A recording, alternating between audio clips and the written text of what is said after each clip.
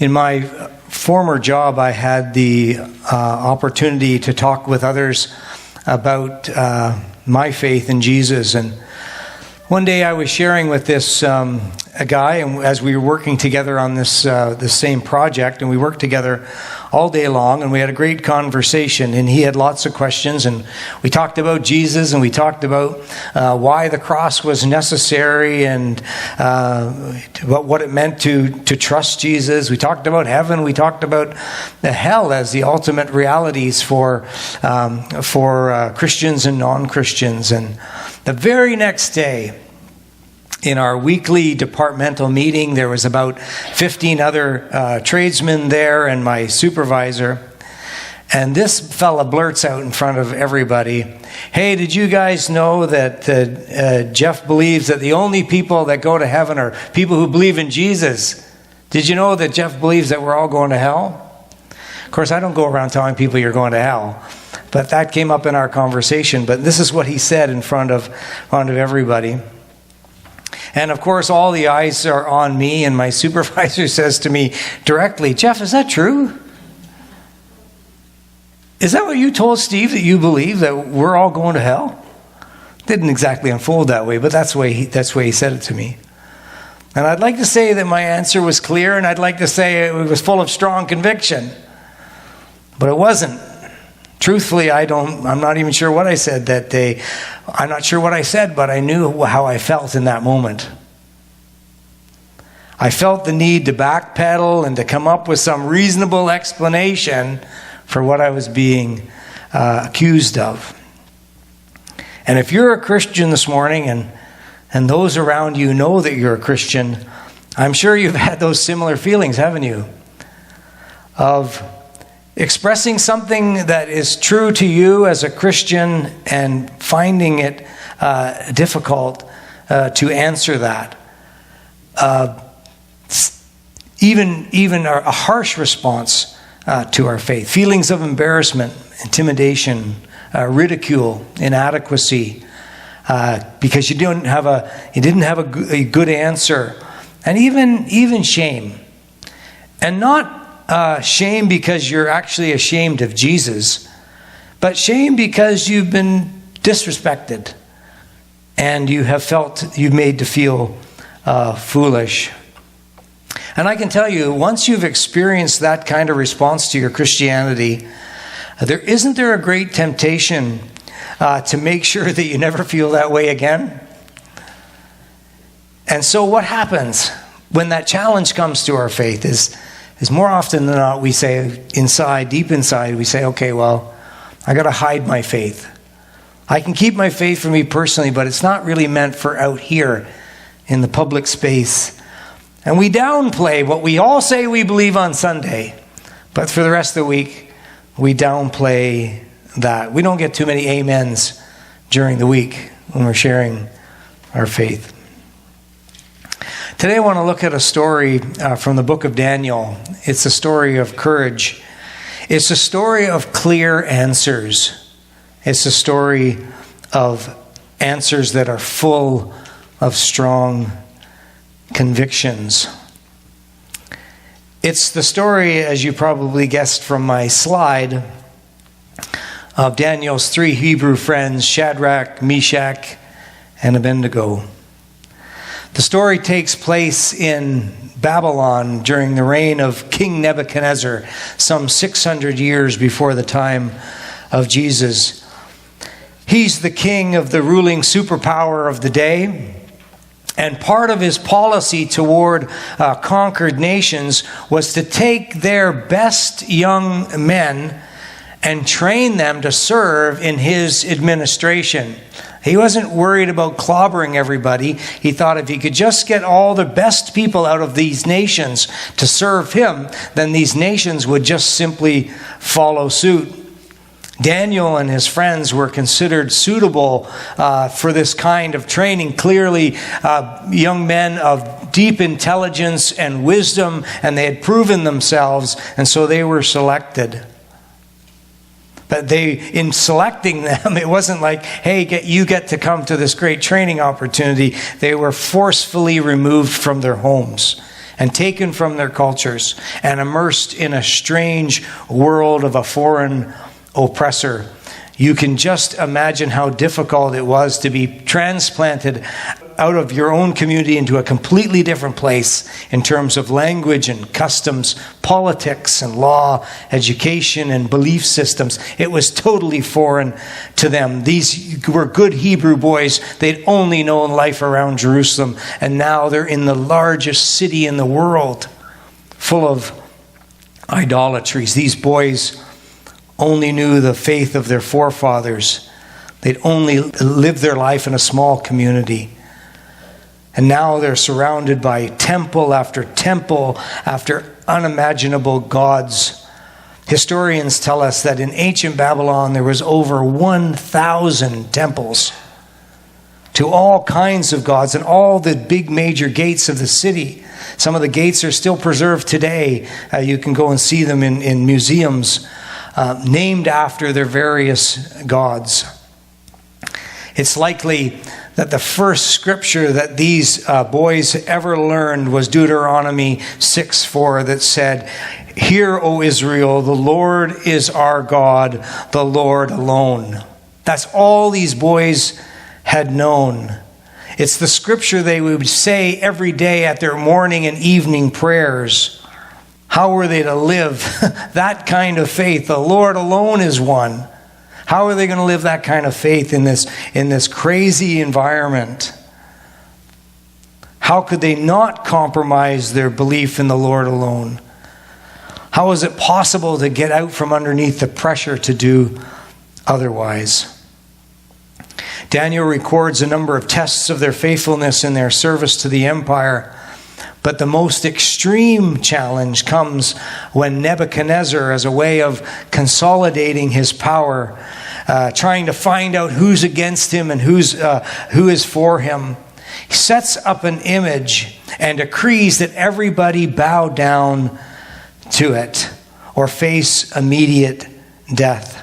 Here's how the text describes the scene. King Nebuchadnezzar made an image of gold 90 feet high and 9 feet wide and set it up on the plains of Dura in the province of Babylon. 90 feet high. This is a statue that's as big as a 9-story building and 9 feet wide. Archaeologists found a base outside the ancient city of Babylon that was 45 feet square and 20 feet high. It's probably the very base that this statue was placed on. You can imagine how huge this was and impressive this was to everybody, and intimidating all at the same time.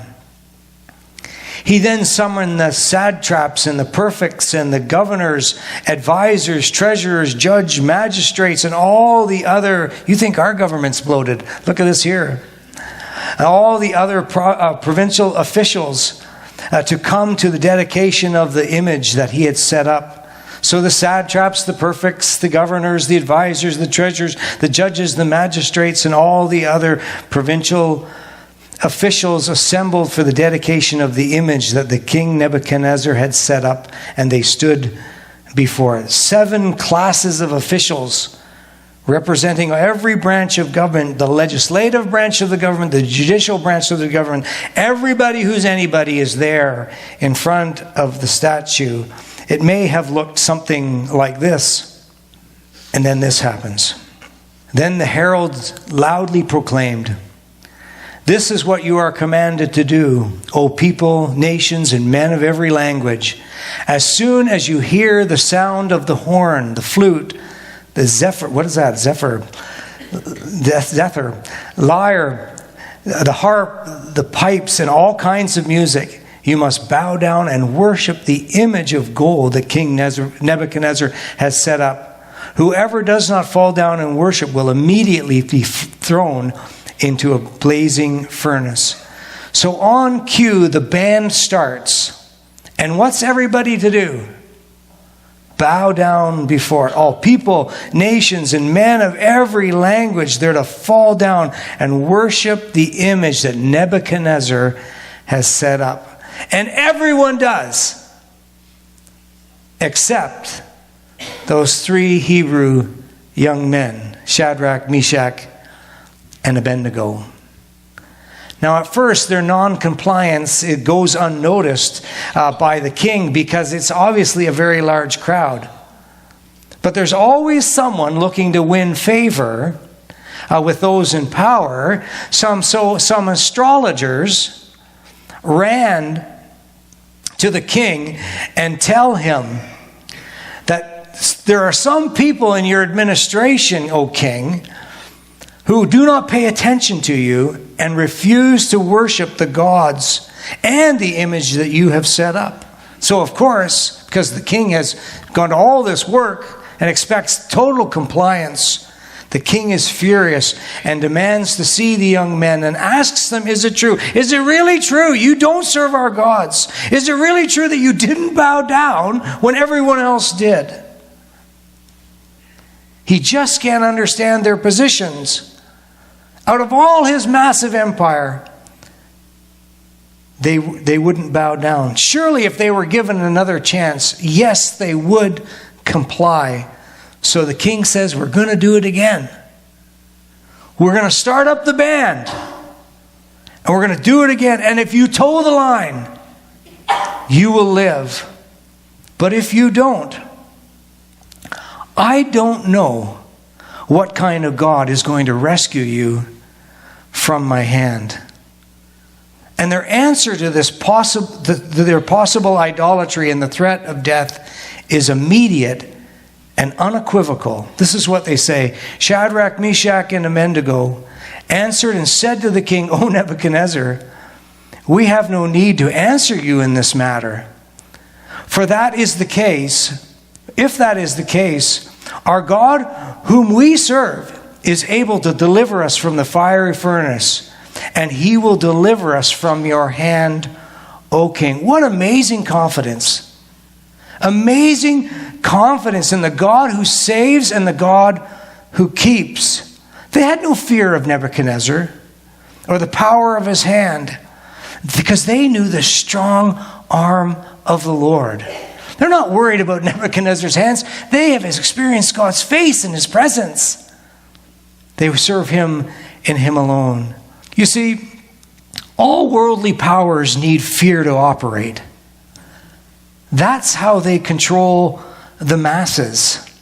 And the fear that governments and administrations produce is so subtle sometimes and tricky, it makes common sense. Why wouldn't you just bow down? Just go along to get along. But what do you do with a person who has no fear, except fear of God alone? What do you do with that kind of person? What do you do with a person who has no fear of what the state can do to them? Those people are beyond manipulation. They're beyond control. And the worlds of the eye, and the eyes of the world, they are the most dangerous people there are, who have no fear of what man can do to you. And these young men were those kind of people. They did not fear the king, they feared God. And they said, God can rescue us and God can keep us. But they weren't presumptuous about what God would do or what he wouldn't do in their case. They must have known, like the rest of us know, not everyone escapes human wrath. Not every Christian escapes, and believer and follower of God, not everyone escapes human violence. People do die for their faith. 1,400 in this past year is recorded. That's what's recorded. It's probably double that, truthfully. But they're ready to do so. So they add this to their confidence in a God who can save them. But if not, if God doesn't save us from your hand, let it be known to you, O king, that we do not serve your gods, nor will we worship the gold image that you have set up. God's people don't answer to human rulers. You and I answer to God first. We don't bow to human systems. We don't make what is of relative importance, and I'm thankful for governments, and we need to pray for our governments. But governments and human systems are of relative importance compared to God. God is of ultimate importance. And that's who we serve. Never confuse the two. Don't change the price tags. Human systems are, and human relationships and human power is of relative value. God's person is of ultimate value. And we serve Him alone. We worship the Lord Almighty, the maker of heaven and earth. Hear, O Israel, the Lord is our God, the Lord alone. That should be our prayer every day. You know the rest of the story. The king is so angry that he heats up a furnace as hot as possible. The Bible says 7 times. I don't know what that looks like, but it's as hot as possible. And the 3 Hebrew boys are thrown in, bound and thrown in, but they are not consumed. And they're not alone. They're not consumed. And they're not alone. Nebuchadnezzar looks in and sees, he says, one like the son of the gods, walking around, unbound and unharmed. God has saved them. And Nebuchadnezzar knows immediately that the God of these young men has saved them. And the God of these young men is standing right in the very presence of the fire to be with them. God did indeed save them from Nebuchadnezzar's hand. This is a picture of representing the 50 top countries around the world that are experiencing persecution. The dark orange color is countries that are experience extreme persecution. This is where North Korea, that little orange dot on the far side there, that's North Korea. And that's an extreme persecution. They estimate that 50 to 70,000 Christians are in labor camps in North Korea. Just because of your faith, pull you out of your family and work you basically to death. I didn't know this until this week. I was looking into North Korea, and then North Korea actually has like a caste system. You know, like in India, they have a caste system. North Korea also has something similar of a caste system. And they have 51 different subcategories of people. And the ones at the top are those who are loyal. The ones in the middle are those that they wonder about their loyalty. And the ones at the bottom, they're considered sort of enemies of the state. And Protestant Christians are 36 on the list. They're in the enemies of the state. And Catholic Christians are 37. Right there at the bottom. And so this is the government's filter way. How do we treat these people? This is how we treat them. Enemies of the state, scum of the earth. We should be rid of them. The lighter orange color is very high persecution. And then the yellow is high persecution. That, of course, is the nation of China there. Interesting, too, the difference between how men experience persecution and how women experience persecution. The persecution that men experience around the world is usually something quite physical and quite violent to them personally in terms of beatings.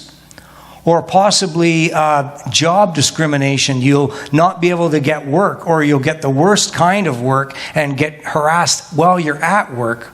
Or military conscription. Or you are those ones taken off to the labor camp. You are the ones who are murdered and killed.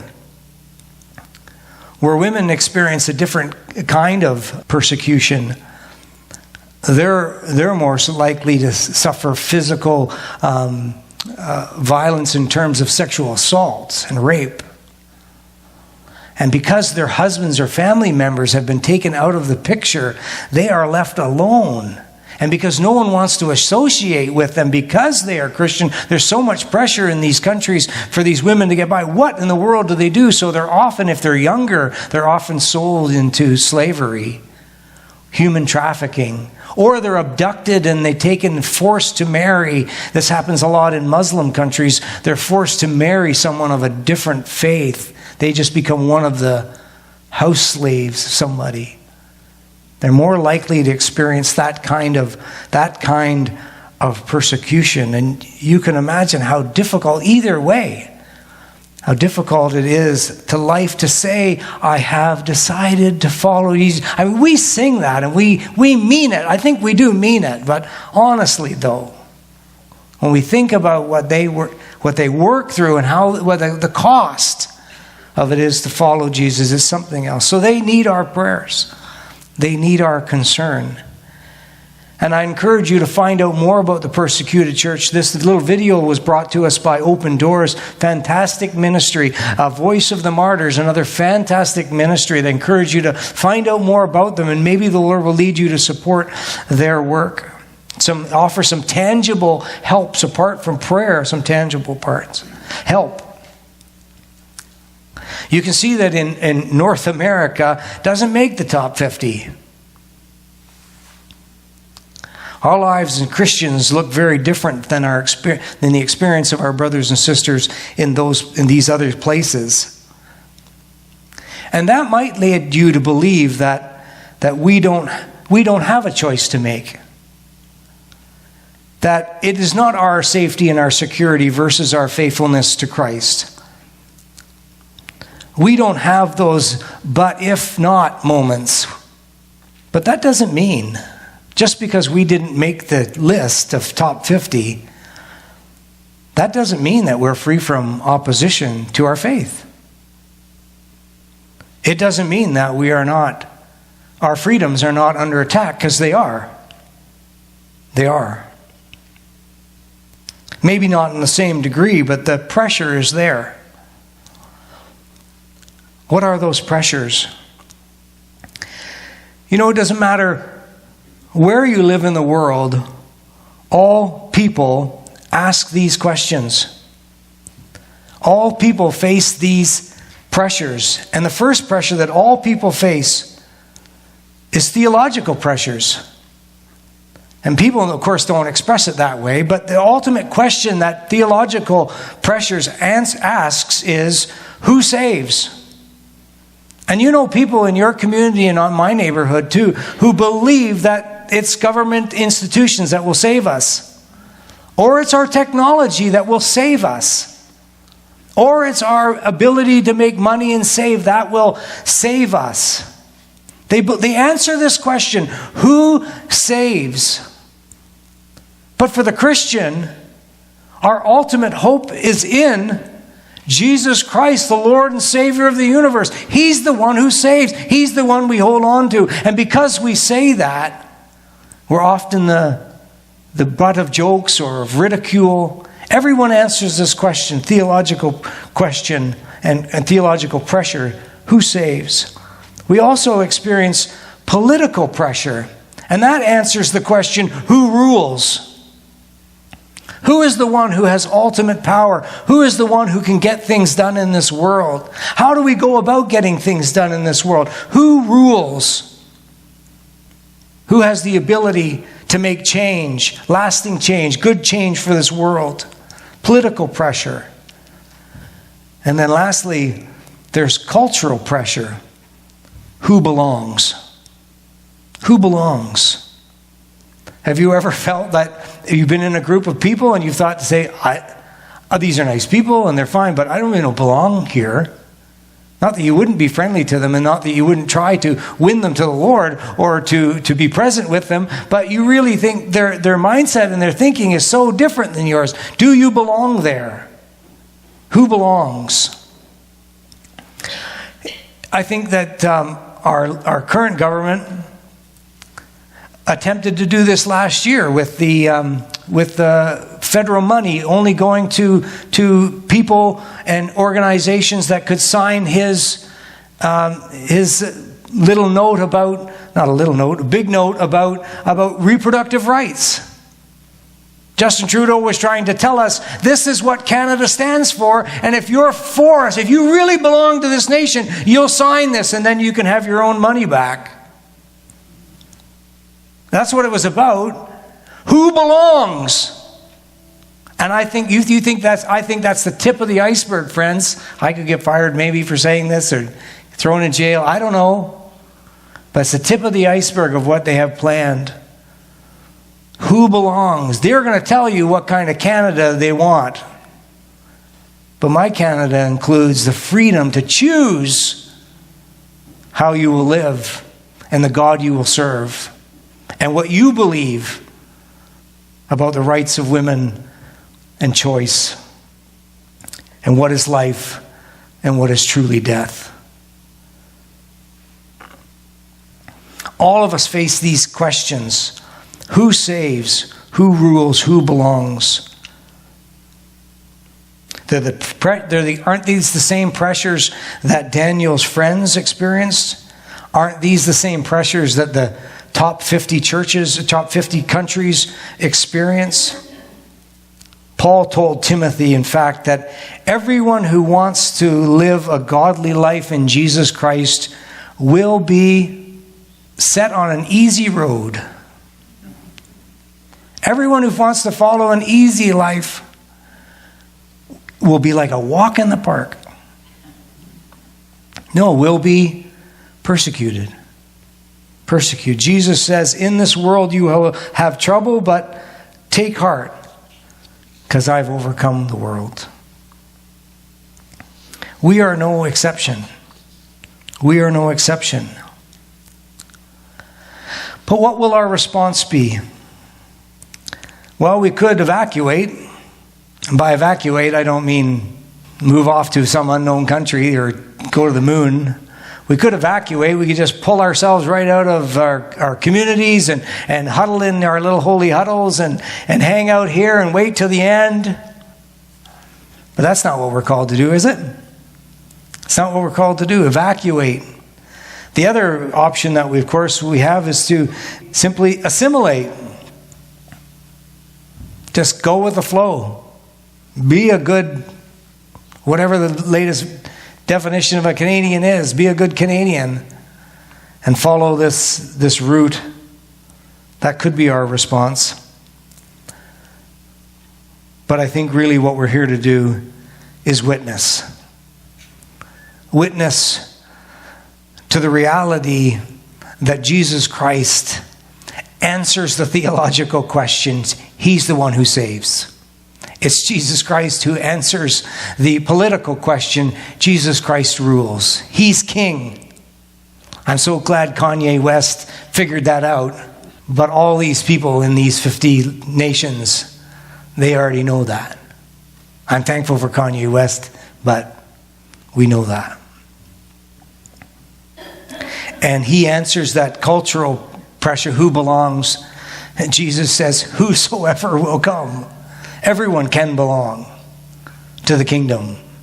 There is no us and them in terms of Jesus' invitation. It's open to all people. I think one of the ways that we will witness in this generation is our own resistance to the theological, the political, and the cultural pressures. But don't kid yourself. By resistance, it will put us on the radar of those who are against God and his ways in our nation. This is exactly the experience of people around the world. I really think the church needs to cultivate a spirit of holy defiance. A spirit of holy defiance that says no matter what you say, no matter what you do, no matter what your latest social experiment is, no matter what you say we have to agree with, we will not bow. We will not bow. And I don't mean that in an ignorant and arrogant way, because there's far too many, well, I shouldn't say it that way. I have met some ignorant and arrogant Christians who are stomping their feet and they're angry. And if I appear angry this morning, my apology. Our response needs to be peaceable and grace-filled.